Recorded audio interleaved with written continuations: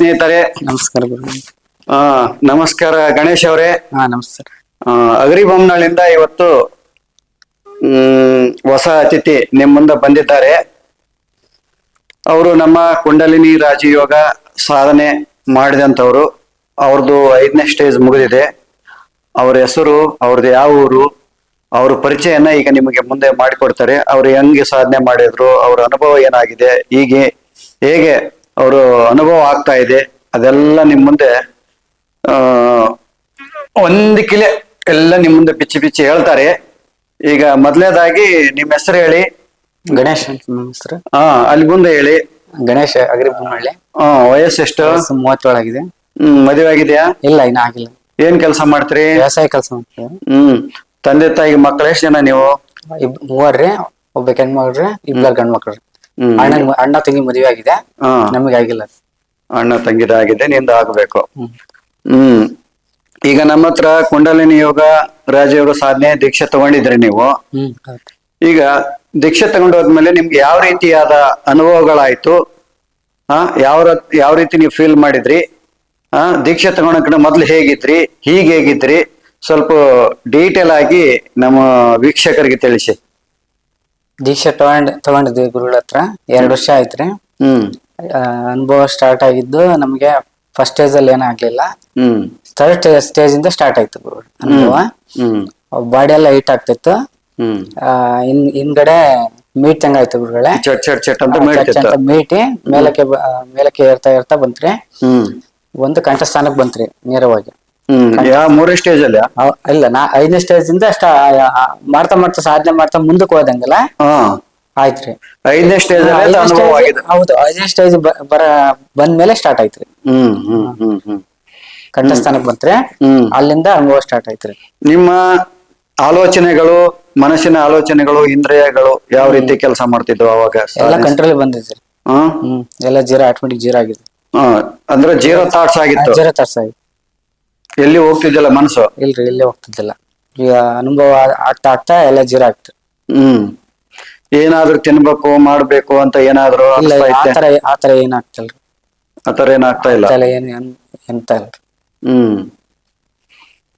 ನೀವು ಸಾಧನೆ ತೆಗೆದುಕೊಂಡ ಮೊದಲು, ಈಗ ಸಾಧನೆ ಮುಗಿಸಿದ್ಮೇಲೆ ಈಗ ಏನ್ ವ್ಯತ್ಯಾಸ ಕಾಣ್ತಾ ಇದ್ರೆ ನೀವು? ಸಾಧನೆ ತಗೊಂಡಿತ್ತು ಮೊದ್ಲು ಬಹಳ ಚಂಚಲ ಆಗಿತ್ರಿ. ಆಲೋಚನೆಗಳು ಬಹಳ ಬರ್ತಿದ್ವಿ. ಮನಸ್ಸು ಪೂರ್ತಿ ಡಿಸ್ಟರ್ಬೆನ್ಸ್ ಆಗಿತ್ರಿ. ಸಾಧನೆ ಮಾಡ್ತಾ ಪ್ರಾಣಾಯಾಮ ಕೊಟ್ಟಿದ್ರಲ್ಲ, ಸಾಧನೆ ಮಾಡ್ತಾ ಹೋದಂಗೆಲ್ಲ ಮನಸ್ಸು ಆಟೋಮೆಟಿಕ್ ಜೀರೋ ಆಗ್ತಾ ಬಂತ್ರಿ. ಜೀರೋ ಲೆವೆಲ್ ಬಂದಿದ್ರಿ. ಆನಂದವನ್ನ ಕಂಡಿದ್ದೀರಾ? ಆನಂದ ಆಗಿದ್ರಿ. ಆನಂದ ಯಾವ ರೀತಿ ಇತ್ತದು? ಅದೆಲ್ಲೂ ಕಂಡಿಲ್ಲ ರೀ ಆತರ ಆನಂದ ರೀ. ಮತ್ತೆಲ್ಲೂ ಸಿಗಲ್ಲ ರೀ ಆತರ ಅಂತ ಆನಂದ ಫೀಲಿಂಗ್ ಆಗಿತ್ತು ರೀ. ಕಂಠಸ್ಥಾನಕ್ಕೆ ಬಂದ್ಮೇಲೆ ನಮ್ಗೆ ಆನಂದ ಫೀಲಿಂಗ್ ಆಯ್ತದ್ರಿ. ಧ್ಯಾನದಲ್ಲಿ ಕುಂತ್ಕೊಂಡಾಗ, ಧ್ಯಾನದಲ್ಲಿ ಪ್ರಾಣಾಯಾಮ ಮಾಡ್ತಿದ್ರೆ ಸ್ಟಾರ್ಟ್ ಆಗಿತ್ತು. ಪ್ರಾಣಾಯಾಮ ಮಾಡುವಾಗ ಸ್ಟಾರ್ಟ್ ಆಗಿತ್ತು. ಆನಂದ ಅನಿಸ್ತಾ ಇತ್ತು. ಹೌದೌದು. ಧ್ಯಾನ ಮಾಡುವಾಗ ಕೂಡ ಅನಿಸ್ತಾ ಇತ್ತು. ನಿಮ್ಗೆ ಏನ್ ಅಡೆತಡೆಗಳು ಬಂದ್ವು ಸಾಧನೆ ಮಾಡುವಾಗ ಏನಾದ್ರು? ಅದೇ 4ನೇ ಸ್ಟೇಜ್ ಅಲ್ಲಿ ಸ್ವಲ್ಪ ಕಷ್ಟ ಐತ್ರಿ. ಪ್ರಾಣಾಯಾಮ ಮಾಡಕ್ ಆಗ್ತಿಲ್ಲ.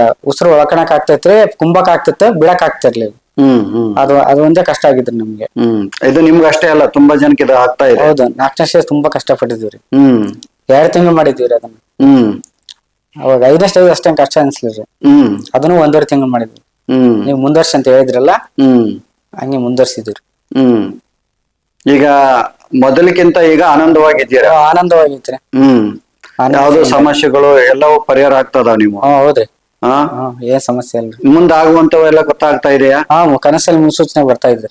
ಕನಸಲ್ಲಿ ಯಾವ ಉದಾಹರಣೆ, ಯಾವ ರೀತಿ ಉದಾಹರಣೆ ಅಂದ್ರೆ, ನಮ್ಗೆ ಏನಾದ್ರು ಕೆಟ್ಟದ ಆಗ್ತೈತಿ ಈ ದಿನ ಈ ತರ ಅಂತಂದ್ರೆ ಮೊದ್ಲನೇ ಸೂಚನೆ ಕೊಡುತ್ತೆ. ಕನಸಲ್ಲಿ ಗೊತ್ತಾಗ್ಬಿಡುತ್ತೆ. ಈ ತರ ಆಗುತ್ತೆ, ಎಚ್ಚರಿಕೆಯಿಂದ ಇರು ಅಂತ ಹೇಳಿ ಗೊತ್ತಾಗುತ್ತೆ. ಈ ಸಲ ಎಷ್ಟ್ ಸಲ ಬಂದಿದೆ ಈ ತರ ಕನಸು? 2-3 ಸಲ ಬಂದಿದ್ರಿ. ಆತರ ಆಗಿದೆಯಾ? ಆಗಿದ್ರಿ. ಅದು ನಿನ್ನ ಅನುಭವಕ್ಕೂ ಬಂದಿದೆ? ಬಂದಿದೆ. ಈಗ ದೇವಿ ಪಾರಾಯಣ ಜ್ಞಾನೇಶಂದು ಏನು ಅರ್ಥ ಆಗ್ತಾ ಇದೆಯಾ? ಸ್ವಲ್ಪ ಅರ್ಥ ಆಗ್ತಾ ಇದ್ರಿ. ಕಾಮ, ಕ್ರೋಧ, ಮದ, ಮತ್ಸರ ಇವುಗಳ ನಡುವೆ ಯುದ್ಧನೇ ದೇವಿ ಪಾರಾಯಣ ರೀ. ಅದೇ ರೀ. ಒಳಗಡೆ ದೇವಿ ನಾವು ಪಾರಾಯಣ ಮಾಡ್ತಾ ಹೋದಂಗೆಲ್ಲ ಎಲ್ಲಾ ಕಾಮ, ಕ್ರೋಧ, ಮದ, ಮತ್ಸರಗಳನ್ನ ಸಂಹಾರ ಮಾಡ್ತಾ ಇದ್ದಾರೆ ದೇವಿ. ಮಾಡ್ತಾ ಹೋದಂಗೆಲ್ಲ ಆನಂದ ಫೀಲಿಂಗ್ ಆಗುತ್ತೆ ನಿಮ್ಗೆ. ಆತರ ಅಂದ್ರೆ ಬಹಿರ್ಮುಖವಾಗಿರುವಂತ ಇಂದ್ರೆ ಇಂದ್ರಿಯಗಳನ್ನ ಒಳಮುಖ ಮಾಡ್ಕೊಂಡು ಹೊರಗಡೆ ಹೋಗುವಂತ ಮನಸ್ಸನ್ನ ಒಳಮುಖ ಮಾಡ್ಕೊಂಡಾಗ ನಿಮಗೆ ಅಂತರ್ಮುಖ, ನಿಮ್ಮೊಳಗೆ ನೀವು ಅಂತರ್ಮುಖ ಆದಾಗ ಅಂತರ್ಮುಖ ಆದಾಗ ನಮ್ಗೆ ಆನಂದ ಫೀಲಿಂಗ್ ಆನಂದದ ಫೀಲಿಂಗ್ ಆಗ್ತಾ ಇದೆ. ಹೌದು. ಈಗ ಧ್ಯಾನ ಎಷ್ಟು ಗಂಟೆ ಮಾಡ್ತೀರಾ? 1 ಗಂಟೆ ಮಾಡ್ತೀರಿ ಡೈಲಿ. 1 ಗಂಟೆ ಅಲ್ಲಿ ಮನಸ್ಸು ಸ್ತಬ್ಧವಾಗಿರುತ್ತೆ. ಸ್ತಬ್ಧ ಆಗೈತ್ರಿ ಪೂರ್ತಿ ಆಟೋಮೆಟಿಕ್ ಜೀರೋ. ಬೆಳಗ್ಗೆ 1 ಗಂಟೆ, ಸಂಜೆ 1 ಗಂಟೆ ಧ್ಯಾನ ಆಟೋಮೆಟಿಕ್ ಅದೇ ಬರುತ್ತ್ರಿ ತಂತಾನೆ. ಸ್ಥಿತಿಗೆ ನಾವು ಹೋಗೋದೇ ಬೇಡ, ಧ್ಯಾನಕ್ಕೆ ಹೋಗೋದೇ ಬೇಡ. ಆಟೋಮೆಟಿಕ್ ಆ ಟೈಮಿಗೆ ಬೆಳಗ್ಗೆ ಸಾಯಂಕಾಲ ತಾನೇ ಲೀನ್ ಆಗ್ಬಿಡ್ತ್ರಿ. ಅದು ತಂತಾನೆ ಲೀನ್ ಹೋಗೋದಲ್ರಿ, ಎಲ್ಲಿ ಹೋಗೋದಿಲ್ಲ. ಆಟೋಮೆಟಿಕ್ ಸಂತಾನ ಆಟೋಮೆಟಿಕ್ ಅದು ಸ್ಟಾರ್ಟ್ ಆಗ್ಬಿಡ್ತ್ರಿ ಒಳಗಡೆ ತಲೆನಂತೆ. ಏನಂದ್ರೆ ಏಕಾಂತತೆ ಬೇಕು. ಹೌದ್ರಿ. ಸ್ವಲ್ಪ ಗಲಾಟೆಯಲ್ಲಿ ಇರಬಾರ್ದು. ಹೌದು. ಅದು ಎಷ್ಟು ಗಲಾಟೆ ಇದ್ರು ಒಳಗೆ ತಲೆನತೆ ಬಂದ್ಬಿಡ್ತ್ರಿ. ಹೋಗೋದಲ್ಲ, ಹೊರಗಡೆ ಹೋಗೋದಲ್ರಿ. ಗಲಾಟೆ ಇದ್ರೂ ಒಳಗಡೆ ತಲೆನತೆ ಆಗ್ಬಿಡ್ತ್ರಿ. ಈ ಒಂದು ಅನುಭವ ನಿಮ್ಗೆ ಆಗ್ತಾ ಇದೆ. ಈಗಲೂ ಕೂಡ ಈ ಆನಂದ ಅನುಭವಿಸ್ತಾ ಇದ್ರೆ? ಇದೆ ರೀ, ಆನಂದ ಹಂಗೆ ಇದೆ, ಕಂಟಿನ್ಯೂ ಇದೆ. ಅಂದ್ರೆ ಈಗ ನಿಮ್ಗೆ ಈಗ ಯಾವ ತರ ಆಗಿದೆ ಅಂದ್ರೆ ಪೂರ್ತಿ ಆಟೋಮೆಟಿಕ್ ಜೀರೋ ಆಗಿದ್ರಿ. ಮುಂದೆ ಏನ್ ನಡೀತೈತೆ ಅನ್ನೋದು ಅರಿವಿರಲ್ರಿ, ಮೈ ಮೇಲೆ ಪ್ರಜ್ಞೆ ಇರೋದಲ್ರಿ. ಪೂರ್ತಿ ಅಲ್ಲಿ ಹಿಂಸೆ ನಡೀತಾ ಇದ್ರು ಅದನ್ನ ನಿಲ್ಸ್ಬೇಕಂತ ಗೊತ್ತಾಗಲ್ರಿ. ಆ ತರ ಆಗ್ತಾ ಇದ್ರಿ. ಕಣ್ಮುಂದೆ ಏನ್ ನಡೀತಾ ಇದ್ರನ್ನ ಅದನ್ನ ಹೋಗಿ ಆಗ್ತಾನೆ ಅಲ್ಲಿ ಆತರ ಆಟೋಮೆಟಿಕ್ ಸ್ಟಾಪ್ ಆಗ್ಬಿಡ್ತ್ರಿ. ಅಂದ್ರೆ ಪೂರ್ತಿ ಶಬ್ದ ಆಗೈತ್ರಿ. ಅಂದ್ರೆ ಸಾಕ್ಷಿ ಭಾವದಲ್ಲಿ ನೋಡ್ತಾ ಇರೋ ಅಲ್ಲಿ ಪ್ರಾಣ ಹೋಗ್ತಾ ಇದ್ರುನು ಇಲ್ಲಿ ಏನೋ ರಿಯಾಕ್ಷನ್ ಇಲ್ಲ ರೀ. ರಿಯಾಕ್ಷನ್ ಇಲ್ಲ, ತನ್ ಪಡಿ ತಾನಿರೋದ್ರಿ. ಇದು ಸಾಕ್ಷಿ ಭಾವ. ಈ ತರ ಆಗ್ಬಿಟ್ಟಿದ್ರಿ. ಸುಮ್ನೆ ನೋಡೋದಷ್ಟೇ. ಹೌದ್ರಿ. ಅದಕ್ಕೇನು ಪ್ರತಿಕ್ರಿಯೆ ಕೊಡಂಗಿಲ್ಲ. ಏನು ಪ್ರಕ್ರಿಯೆ, ಅದು ಒಳ್ಳೇದ ನಡೀಲಿ ಕೆಡದ ನಡೀಲಿ, ಹೌದ್ರಿ, ಒಟ್ಟು ಸುಮ್ನೆ ನೋಡೋದು ಸಾಕ್ಷಿಯಾಗಿ. ಆಗ್ಬಿಟ್ಟೈತ್ರಿ. ಅಲ್ಲಿ ಪ್ರತಿಕ್ರಿಯೆ ಇಲ್ಲ, ಸ್ತಬ್ಧವಾಗಿ ನೋಡ್ತಾ ಇರೋದು. ಕೆಟ್ಟದ್ದಾದ್ರೂ ಒಳ್ಳೇದಾದ್ರೂ ಏನು ಪ್ರತಿಕ್ರಿಯೆ ಇಲ್ಲ. ಅದಕ್ಕೆ ನಿನ್ಗೆ ಯಾವ್ದು ಸಂಬಂಧ ಇಲ್ಲ. ಒಳ್ಳೇದ ಸಂಬಂಧ ಇಲ್ಲ, ಕೆಡದ ಸಂಬಂಧ ಇಲ್ಲ. ಆ ರೀತಿಯಾದಂತ ಒಂದು ಸ್ಥಿತಿ ಇವಾಗ ಬಂದಿದೆ. ಅದು ಸಾಕ್ಷಿ ಭಾವ. ಅದು ಅದನ್ನ ನೀವು ಜಾಸ್ತಿ ಇಂಪ್ರೂವ್ ಮಾಡ್ಕೊಂತ ಹೋಗ್ಬೇಕು. ಈ ಶಾಸ್ತ್ರ ವಾಕ್ಯಗಳನ್ನ ಜೀವನದಲ್ಲಿ ಅಳವಡಿಸ್ಕೊಂತ ಹೋಗ್ಬೇಕು.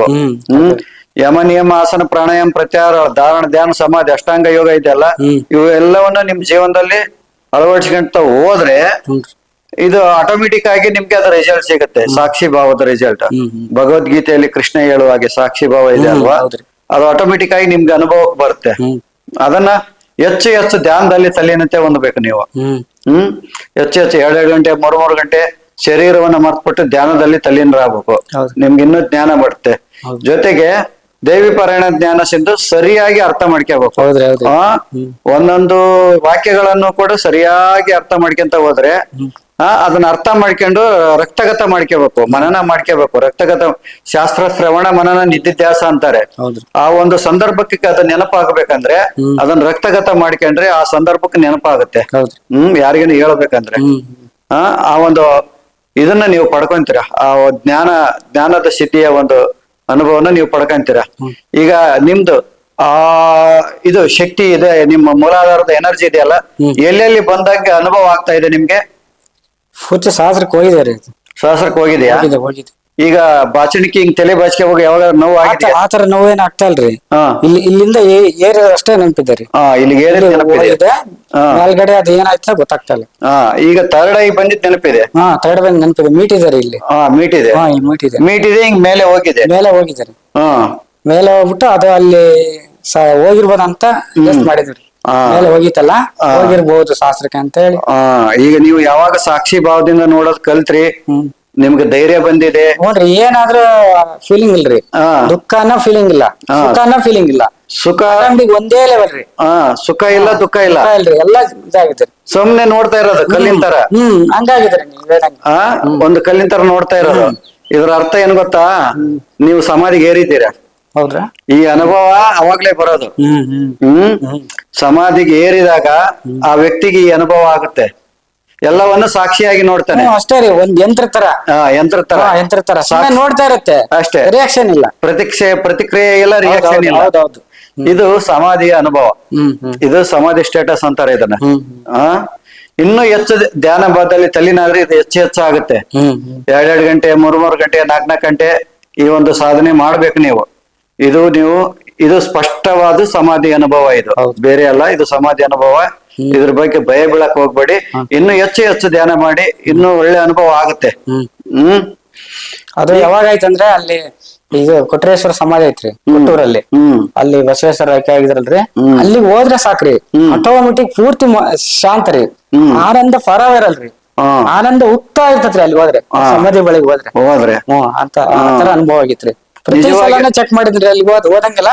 ಎಷ್ಟು ಸಲ ಚೆಕ್ ಮಾಡಿರ?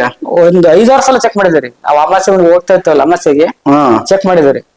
ಅಲ್ಲೆಲ್ಲ ಹೋದ್ರೆ ಸಾಕು, ಸಮಾಧಿ ಸುತ್ತ ಓಡಾಡಿ ಸಾಕು, ಹತ್ರಕ್ಕೆ ಹೋದ್ರೆ ಸಾಕು. ಏನೋ ಅಲ್ಲೇ ಇದ್ನಾಗ ಇಲ್ಲಿಂದಾನೆ ನಮಗೆಲ್ಲ ಅತೀಂದ್ರಿಯ ಆನಂದ ಸ್ಟಾರ್ಟ್ ಆಗಿಬಿಡ್ತ್ರಿ. ನಾವು ಮೊನ್ನೆ ಯಡಿಯೂರು ಸಿದ್ಧಲಿಂಗೇಶ್ವರ್ಗೆ ಹೋಗಿದ್ವಿ ಹೋದ್ ತಿಂಗಳಲ್ಲಿ. ಅಲ್ಲಿ ಕುಂತ್ಕೊಂಡ್ರೆ ಎಷ್ಟು ವೈಬ್ರೇಷನ್ ಇದೆ ಅಂದ್ರೆ ಹೌದ್ರಿ, ಎದ್ದೇಳಕ್ ಮನಸ್ಸೇ ಬರೋದಿಲ್ಲ. ಆ ಒಂದು ವೈಬ್ರೇಷನ್ ಆನಂದ ಫೀಲ್ ಆಗುತ್ತೆ. ಹೌದ್ರಿ, ನಮ್ಗೆ ಎಲ್ಲಿ ಮಹಾತ್ಮರು ಸಮಾಧಿ ಇರ್ತಲ್ಲ, ಅಲ್ಲಿ ಸಾಧಕರು ಹೋಗಿ ಕುಳಿತುಕೋಬೇಕು, ಕುಳಿತುಕೊಂಡು ಧ್ಯಾನ ಮಾಡ್ಬೇಕು. ನೋಡಿ ನಿಮ್ಗೆ ಎಂತ ವೈಬ್ರೇಷನ್ ಇರ್ತಂದ್ರೆ ನಿಮ್ಮನ್ನ ಹೋಗಕ್ಕೆ ಬಿಡೋದಿಲ್ಲ. ಹೌದ್ರಿ, ಚೆಕ್ ಮಾಡಿದ್ವಿ. ಇವರಲ್ಲಿ ಊರ ಮಗಮನಹಳ್ಳಿಯಲ್ಲಿ ಬಪ್ಪತೇಶ್ವರ ಅಲ್ಲಿ ಸಮಾಧಿ ಇದೈತ್ರಿ. ಅಲ್ಲಿ ಕೂಡ ಧ್ಯಾನ ಮಾಡ್ತಿರ್ತೀರಿ. ಅಲ್ಲಿ ಕೂಡ ಹಂಗೆ ವೈಬ್ರೇಷನ್ ಐತ್ರಿ. ಅಲ್ಲಿ ಆಲ್ಮೋಸ್ಟ್ ಚೆಕ್ ಮಾಡಿದ್ವಿ. ಯಾರು ಈ ಲೆವೆಲ್ ಸ್ಟೇಟಸ್ ಗೆ ತಲುಪಿರ್ತಾರ, ಸಮಾಧಿ ಸ್ಟೇಟಸ್ ತಲುಪಿರ್ತಾರಲ್ಲ, ಅಂತವ್ರಿಗೆ ಯಾರು ಸಮಾಧಿ ಸ್ಟೇಟಸ್ ಹೋಗಿರ್ತಾರೋ ಮಹಾತ್ಮರು, ಅವ್ರ ಕನೆಕ್ಷನ್ ಆಗ್ತಾರೆ. ಹೌದ್ರಿ, ಕನೆಕ್ಷನ್ ಆಗಿದೆ. ಅಂತವ್ರ ಕನೆಕ್ಷನ್ ಆಗ್ತಾರೆ. ಅವ್ರ ಹೆಸರು ಹೇಳಿದ್ರೆ ಸಾಕ್ರಿ. ಈ ತರ ಅವ್ರ ಹೆಸರು ಹೇಳಿದ್ರೆ ಸ್ಟಾರ್ಟ್ ಅಷ್ಟು ಇದಾಗತ್ರಿ.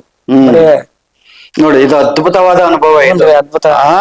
ಈಗ ನೀವು ಯಾರಾದ್ರೂ ಮಹಾತ್ಮರು ದೇಹ ತ್ಯಾಗ ಮಾಡಿರ್ತಾರೆ, ಅವ್ರ ಸಮಾಧಿ ಹತ್ರ ಹೋಗಿ ಸುಮ್ನೆ ಕುಂತ್ಕೊಂಡ್ರೆ ಸಾಕು, ನಿಮ್ಗೆ ಆಟೋಮೆಟಿಕ್ ಆಗಿ ಕೊಂಡಲಿನ ಜಾಗೃತೆಯ ಮೇಲೆ ಸಮಾಧಿ. ಹೌದಾ? ಎಷ್ಟೋ ಸಲ ನಮ್ ಗಿರೀಶ್ ಅವರು ಎಷ್ಟೋ ಇದ್ರಲ್ಲಿ ಇರ್ತಾರೆ, ಅವ್ರು ಗಜಿಬಿಜಿಯಲ್ಲಿ. ನನ್ನ ಹತ್ರ ಬಂದಾಗ ಗುರುಗಳು ನನಗೆ ಏನೋ ಅನುಭವ ಆಗುತ್ತೆ, ನಿಮ್ಮ ಹತ್ರ ಬಂದ್ರೆ ಅಂದ್ರೆ ನನ್ನ ಹತ್ರ ಬಂದು ಗಪ್ಚುಪ್ ಆಗಿಬಿಡ್ತಾರೆ ಅವ್ರು. ಇಲ್ಲಿ ಅಷ್ಟೇ ನಮ್ಗೆ ಅನುಭವಿಸ್ತಾರೆ. ಏನ್ ಹೇಳ್ಬೇಕನ್ಸಲ್ಲ, ಎಷ್ಟೋ ಕಷ್ಟ ಇದ್ರೆ ಹೇಳ್ಬೇಕನ್ಸಲ್ಲ, ಏನ್ ಅನ್ಸಲ್ಲ. ನೋಡ್ತಾ ಇರೋಣ ಹಂಗೆ ಇಲ್ಲೇ ಬಿಡೋಣ ಅನಿಸ್ತಾ ಇದೆ. ಆನಂದ ಅನಿಸ್ತಾ ಇದೆ. ಹೌದ್ರಿ. ಎಲ್ಲಿ ಯೋಗಿಯ ಕುಂಡಲಿನಿ ಶಕ್ತಿ ಪೂರ್ಣ ವಿಕಸಿತವಾಗಿ ಸಮಾಧಿ ಸ್ಥಿತಿಯಲ್ಲಿ ಇರುತ್ತೋ ಅಲ್ಲಿ ಬಗಲಲ್ಲಿ ಬಂದವರಿಗೆ ಆನಂದವನ್ನ ನೀಡುತ್ತೆ. ಹೌದ್ರಿ. ಅದೇ ತರ ಅವ್ರದ್ದು ಆಕ್ಟಿವೇಶನ್ ಆಗಿರ್ಬೇಕು. ಅವಾಗ ಒಂದಕ್ಕೊಂದು ಸ್ಪಂದನ ಆಗುತ್ತೆ. ಹೌದು, ಆಕ್ಟಿವೇಶನ್ ಆಗಿದ್ರೆ ಸ್ಪಂದನ ಆಗುತ್ತೆ, ಒಂದಕ್ಕೊಂದು ಸ್ಪಂದನ ಆಗುತ್ತೆ. ಏನು ಆಕ್ಟಿವೇಶನ್ ಆಗಿಲ್ಲ ಅಂದ್ರೆ ಅವ್ರಿಗೆ ಏನೋ ಅನುಭವ ಆಗೋದಿಲ್ಲ. ಸ್ವಲ್ಪ ಏನೋ ಶಾಂತಿ ಸಿಕ್ಕಂಗ್ ಸಿಗೋದು, ಕ್ಷಣಿಕ ಅಷ್ಟೇ, ಜಾಸ್ತಿ ಸಿಗೋದಿಲ್ಲ. ಯಾರ್ದು ನಿಜವಾಗಿ ಪೂರ್ಣ ವಿಕಸಿತ ಆಗಿರುತ್ತೆ ಕುಂಡಲಿನಿ, ಯಾರ್ದು ಜಾಗೃತಿ ಆಗಿರ್ತಲ್ಲ, ಅವ್ರ ಬಗಲ ಕುಂತ್ಕೊಂಡ ಆ ಫೀಲಿಂಗ್ ಆಗುತ್ತೆ, ಆ ಅನುಭವ ಆಗುತ್ತೆ.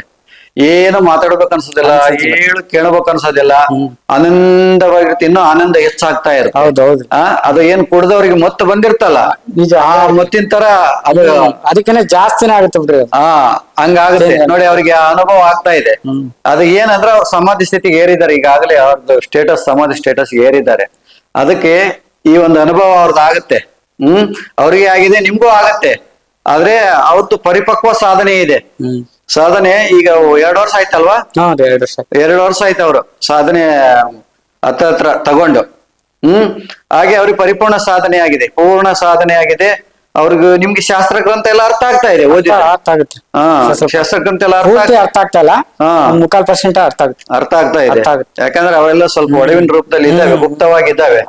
ಈಗ ನಮ್ ಕುಂಡಲ್ ರಾಜಯೋಗ ಸಾಧಕರು ಅರ್ಧಕ್ ನಿಂತ್ಕೊಂಡಿದ್ದಾರೆ, ಅವ್ರಿಗೆಲ್ಲ ಏನ್ ಹೇಳ್ತೀರಾ ಸ್ವಲ್ಪ ಹೇಳಿ. ಅವ್ರ ಇರ್ತಕ್ಕಂಥ ಆತ್ಮ ಜಾಗೃತಿಗೆ ಮಾಡ್ಲೇಬೇಕ್ರಿ. ಮಾಡಿದ್ರೆ ಅನುಭವ ಆಗ್ತೈತ್ರಿ. ಹಂಗೆ ಕುತ್ಕೊಂಡ್ರೆ ಏನ್ ಅನುಭವ ಆಗಲ್ರಿ. ಸಾಧನೆ ಮಾಡ್ಬೇಕ್ರಿ, ಗುರುಗಳ ಹತ್ತ ಬಂದ್ ಸಾಧನೆ ಮಾಡ್ಬೇಕ್ರಿ. ಸತ್ರ ಚಿಂತಿಲ್ಲ. ಹೌದ್ರಿ, ಸಾಧನೆ ಮಾಡ್ಕೊಂತ ಸತ್ರ ಚಿಂತಿಲ್ಲ. ಹೌದ್ರಿ. ನಾವ್ ಸಾಧನೆ ಮಾಡಕೋ ಇಲ್ಲ ಸಾಧನೆಯಲ್ಲಿ ಕುಂತ್ಕೊಂಡ ಸತ್ತನ ಸಾಯ್ಬೇಕು. ಹೌದ್ರಿ, ಆತರ ದೃಢ ನಿರ್ಧಾರ ತಗೊಂಡ್ ಬರ್ಬೇಕ್ರಿ. ಅವ್ರು ಬಂದು ಸಾಧನೆ ಮಾಡ್ಬೇಕ್ರಿ. ಈಗ ನಿಮ್ಗೆ ಏನ್ ಅನುಭವ ಆಗಿದೆ ಅವ್ರಿಗೂ ಕೂಡ ಅನುಭವ ಆಗುತ್ತೆ, ಅದರಲ್ಲಿ ಯಾವ ಡೌಟೇ ಇಲ್ಲ. 100% ಅನುಭವ ಆಗೇ ಆಗುತ್ತೆ. ಯಾರ ಅರ್ಧಕ್ಕೆ ನಿಲ್ಸಿದಿರಲ್ಲ, ಮತ್ತೆ ಪ್ರಾರಂಭ ಮಾಡಿ, ಛಲದಿಂದ ಪ್ರಾರಂಭ ಮಾಡಿ. ನಾವು ಅನುಶಾಸನ ಅಂತ ಹೇಳಿದ್ದೇವೆ.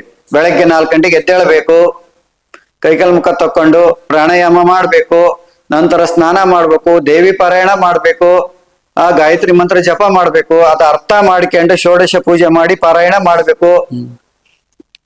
ಆಯ್ತು, ಆಮೇಲೆ ನಿಮ್ ಕೆಲ್ಸಕ್ಕೆ ನೀವು ಹೋಗಿ ತಾಯಿಯಲ್ಲಿ ಪೂರ್ಣ ಶರಣಾಗತರಾಗಬೇಕು, ಸಾಷ್ಟಾಂಗ ನಮಸ್ಕಾರ ಹಾಕ್ಬೇಕು, ನಿಮ್ ಮನಸ್ಸು ಶರಣಾಗತಿ ಆಗ್ಬೇಕು ತಾಯಿಯಲ್ಲಿ. ಆಮೇಲೆ ಸಂಜೆ ಕೈಗಾಲ್ ಮುಖ ತಕೊಂಡು ಜ್ಞಾನ ಸಿಂಧು ಒಂದು ಅಧ್ಯಾಯ ಓದಿ ಶ್ವಾಸದ ಮೇಲಿಟ್ಟು ಸ್ವಲ್ಪ ಧ್ಯಾನವನ್ನ ಮಾಡ್ಬೇಕು. ಇದು ನಮ್ದು ಅನುಶಾಸನ. ಇದನ್ನ ನೀವು ಪಾಲನೆ ಮಾಡಬೇಕು. ಜೊತೆಗೆ ಯಮ ನಿಯಮಾದಿಗಳನ್ನ ಪಾಲನೆ ಮಾಡ್ಬೇಕು. ಎಲ್ಲಿ ಬೇಕಾದ್ರೆ ಅಲ್ಲಿ ತಿನ್ನೋದು, ಏನ್ ಬೇಕಾದ್ರೆ ತಿನ್ನೋದು, ಅದೆಲ್ಲ ಬಿಡ್ಬೇಕು. ಉಪ್ಪು ಹುಳಿ ಖಾರ ಕಡಿಮೆ ಮಾಡ್ಬೇಕು, ಮಸಾಲೆ ಪದಾರ್ಥ ಬಿಟ್ಟು ಬಿಡಬೇಕು, ನಾನ್ ವೆಜ್ ಬಿಟ್ಟು ಬಿಡಬೇಕು, ಬ್ರಹ್ಮಚರ್ಯ ಕಡ್ಡಾಯವಾಗಿ ಪಾಲನೆ ಮಾಡಬೇಕು. ಸ್ವಲ್ಪ ಏಕಾಂತದಲ್ಲಿರಕ್ ಅಭ್ಯಾಸ ಮಾಡಬೇಕು, ಶಾಸ್ತ್ರ ಅಧ್ಯಯನ ಮಾಡಬೇಕು, ಮನಸ್ಸಿಗೆ ಏಕಾಂತ ಕೊಡಬೇಕು.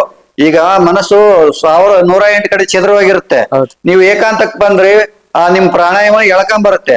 ಆಟೋಮೆಟಿಕ್ ನೀವು ಅಂತರ್ಮುಖ ಆಗ್ಬೇಕು, ಒಳಮುಖ ಆಗ್ಬೇಕು. ಹೊರಮುಖ ಆಗಿರೋ ಇಂದ್ರಿಯಗಳನ್ನ, ಹೊರಮುಖ ಆಗಿರೋ ಮನಸ್ಸನ್ನ ಒಳಮುಖ ಮಾಡ್ಕೊಂಡಾಗ ನಿಮ್ಮಲ್ಲಿ ಇರೋ ಅನಾರ್ಕ ರತ್ನೆ ನಿಮ್ಗೆ ಕಾಣುತ್ತೆ, ಒಳಗಿರುವಂತ ಅಮೃತತ್ವ ನಿಮ್ಗೆ ಅನುಭವಕ್ಕೆ ಬರುತ್ತೆ. ನಾವು ಬರೆಗಣ್ಣಿಂದ ಏನ ಭೂಮಿ ಮೇಲೆ 25% ಕಾಣ್ತಾ ಇದ್ವಿ, ಈ ಗಣ್ಣಿನಿಂದ, ಒಳಗಣ್ಣಿನಿಂದ ಕಾಣುವಂಥದ್ದು 75% ಈ ಭೂಮಿ ಮೇಲೆ ಇದೆ. ಅದನ್ನ ನೋಡಕ್ಕೆ ಸಾಧಕ ಪ್ರಯತ್ನ ಮಾಡಬೇಕು. ಸಾಧನೆ ಅಂದ್ರೆ ಏನೋ ಶೋಕಿಗೋಸ್ಕರ, ತೋರಾಡಿಕೆಗೋಸ್ಕರ ಮಾಡೋದು ಸಾಧನೆ ಅಲ್ಲ.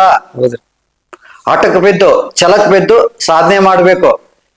ಗುರುಗಳು ಗುರು ಕಾಣಿಕೆ ಕೇಳ್ತಾರೆ ಅಂತಂದೇಳಿ ಹಿಂದಕ್ಕೆ ಸರಿಯಾರು ಬಹಳ ಜನ ಇದ್ದಾರೆ. ಗುರು ಕಾಣಿಕೆ ನಾವು ತೆಗೆದುಕೊಳ್ತಾ ಇರೋದು ಗುರುಕುಲ ನಡೆಸೋಕೋಸ್ಕರ, ನಮಗೆ ಬೇರೆ ಆದಾಯಗಳಿಲ್ಲ. ನಾನು ಈ ಒಂದು ಸಾಧನೆಯನ್ನ 15 ವರ್ಷ ಸಾಧನೆ ಮಾಡಿದ್ದೇನೆ ಕಷ್ಟ ಬಿದ್ದು. ಇವತ್ತು ನಿಮ್ಗೆ 1 ವರ್ಷದಲ್ಲಿ 6 ತಿಂಗಳಲ್ಲಿ ಅನುಭವ ಮಾಡಿ ತೋರಿಸ್ತಾ ಇದ್ದೇನೆ. ನಾನು ಈ ಗುರು ಕಾಣಿಕೆ ಎಂಬುದು ಸಾವಿರಾರು ವರ್ಷಗಳಿಂದ ಅನಾದಿ ಕಾಲದಿಂದ ಇದೆ. ಹಾಗಂತಂದೇಳಿ ಲಕ್ಷ ತಗೊಂಡು, ಕೋಟಿ ತಗೊಂಡು ಯಾರನ್ನೂ ಲೂಟಿ ಮಾಡ್ತಾ ಇಲ್ಲ. ನಾವು ನಮ್ದೇ ಆದ ಒಂದು ಅಲ್ಪ ಗುರು ಕಾಣಿಕೆಯನ್ನ ಫಿಕ್ಸ್ ಮಾಡಿದ್ದೇವೆ.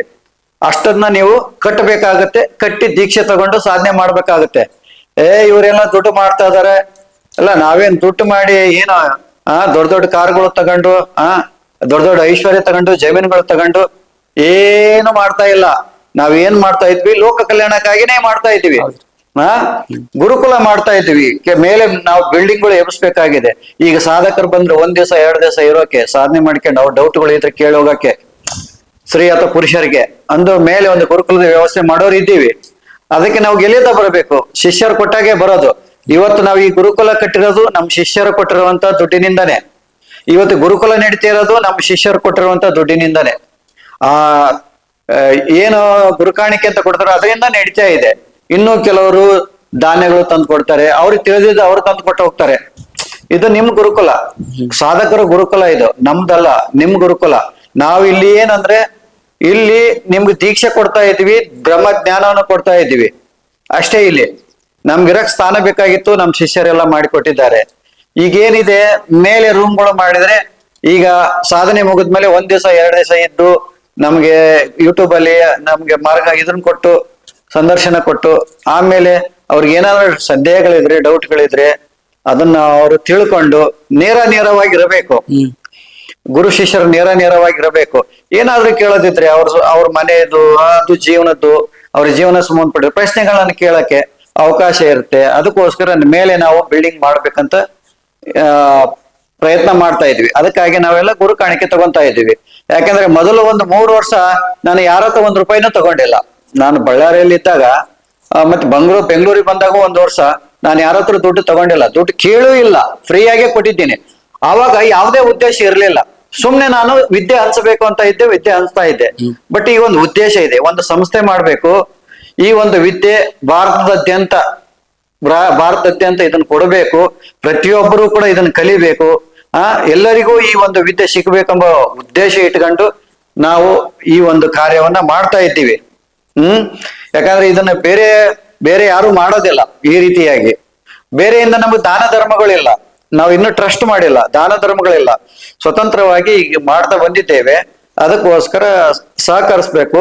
ಗುರು ಕಾಣಿಕೆಯನ್ನ ಸಲ್ಲಿಸಿ ನೀವು ದೀಕ್ಷೆ ತಗೊಂಡೋಗಿ ನಿಮ್ಮ ಮನೆಯಲ್ಲಿ ಒಂದು ದೇವ್ರ ಮನೆ ತರ ಮಾಡ್ಕೊಳ್ಳಿ, ಬೆಡ್ರೂಮ್ ಅಲ್ಲಿ ಮಾಡ್ಕೊಳ್ಳಿ, ಒಂದು ಸ್ವತಂತ್ರ ರೂಮ್ ಮಾಡ್ಕೊಳ್ಳಿ. ಸಾಧನೆ ನಿರಂತರ ಒಂದು ಮಾಡಿ ಇಲ್ಲೇ ಬಂದು ಇರ್ಬೇಕಂಬ ಅವಶ್ಯಕತೆ ಇಲ್ಲ. ಈಗ ನೀವೆಲ್ಲ ಬಂದು ಇಲ್ಲಿ ಕಲಿತೀನಿ ಅಂದ್ರೆ ನಾನು ಭಿಕ್ಷೆ ಜೋಳಿಗೆ ಹಾಕೊಂಡು ಭಿಕ್ಷೆ ಎತ್ತಕ್ ಊರು ತಿರಕ್ ಹೋಗ್ಬೇಕಾಗತ್ತೆ. ಅವಾಗ ನಾನು ಇಲ್ಲಿ ಕಲ್ಸೋರು ಯಾರು ಇಲ್ಲಿ? ನಾನು ಏನು ವಿದ್ಯೆ ಕಲ್ಸೋದಷ್ಟೇ, ಮಾರ್ಗದರ್ಶನ ಕೊಡೋದು, ವಿದ್ಯೆ ಕಲ್ಸೋದಷ್ಟೇ ನನ್ನ ಜವಾಬ್ದಾರಿ. ಇರ್ಬೇಕ ಜಾಗಗಳು ನೀವೇ ಮಾಡ್ಕೋಬೇಕು, ಕಲಿಯೋ ಜವಾಬ್ದಾರಿ ನಿಮ್ದೆ. ನಾನು ದಾರಿ ತೋರ್ಸವನು, ನೀವೇ ಹೋಗ್ಬೇಕು ಆ ಹಾದಿಯಲ್ಲಿ.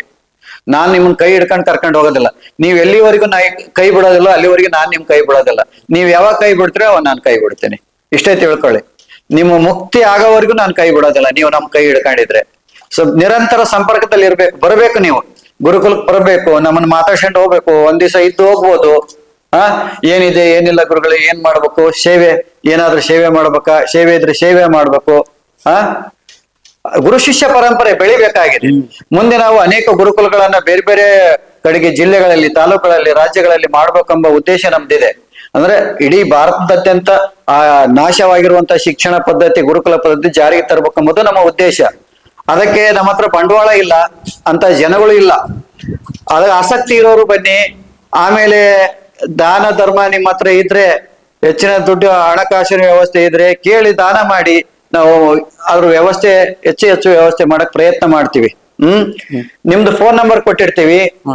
ಸಾಧಕರು ಯಾರಾದ್ರೂ ಫೋನ್ ಮಾಡಿದ್ರೆ ಅವ್ರ ಜೊತೆ ಮಾತಾಡಿ, ಅವ್ರ ಜೊತೆ ಮಾತಾಡಿ ಮಾರ್ಗದರ್ಶನ ಕೊಡಿ. ಅವ್ರು ಬಂದು ಇಲ್ಲಿ ಬಂದು ದೀಕ್ಷೆ ತಗೊಂಡು ಹೋಗ್ಲಿ. ಮತ್ತೇನಾದ್ರೂ ಹೇಳೋದಿದೆಯಾ? ಅದೇ ಸಾಧನೆ ಬಿಡಬೇಡಿ, ಯಾವ್ದೇ ಕಾರಣಕ್ಕೆ ಸಾಧಕರಿಗೆ ಯಾವುದೇ ಕಾರಣಕ್ಕೂ ಸಾಧನೆ ಮಾಡೋದನ್ನ ಬಿಡಬೇಡಿ. ಸಾಧನೆ ನಿಮ್ ಒಳಗಡೆ ಅಮೃತ ಇದೆ, ಅದನ್ನ ಸವಿರಿ. ಹೊರಗಡೆ ಇಲ್ಲ, ಆನಂದ ಆಗೋದು ಹೊರಗಡೆ ಇಲ್ಲ, ನಿಮ್ ಒಳಗಡೆ ಇದೆ. ಈಗ ಅವರು ಅದನ್ನ ಆನಂದವನ್ನ ಅನುಭವಿಸಿದ್ದಾರೆ, ಹೇಳ್ತಾ ಇದ್ದಾರೆ. ದಯವಿಟ್ಟು ಸಾಧಕರು, ನೀವು ಅವರಿಗೆ ಸಾಧನೆ ಮಾಡ್ಬೇಕಂತ ಆಸಕ್ತಿ ಇದ್ರೆ ಇವರಿಗೆ ಫೋನ್ ಮಾಡಿ ಅನುಭವ ತಿಳ್ಕೊಳ್ಳಿ. ಆಮೇಲೆ ಬಂದು ಇಲ್ಲಿ ದೀಕ್ಷೆ ತಗೊಂಡು ಸಾಧನೆಯನ್ನ ಮಾಡಿ ಅಂತ ಹೇಳ್ತಾ, ನಮ್ಮ ಗುರುಕುಲಕ್ಕೆ ಬಂದಂತ ನಮ್ಮ ಅಗರಿಬೊಮ್ಮನಹಳ್ಳಿ ಸಾಧಕರಿಗೆ ನಮಸ್ಕಾರ ಹೇಳ್ತಾ ಇವತ್ತಿನ ವಿಡಿಯೋ ಮುಗಿಸ್ತಾ ಇದ್ವಿ. ನಮಸ್ಕಾರ ಸ್ನೇಹಿತರೆ.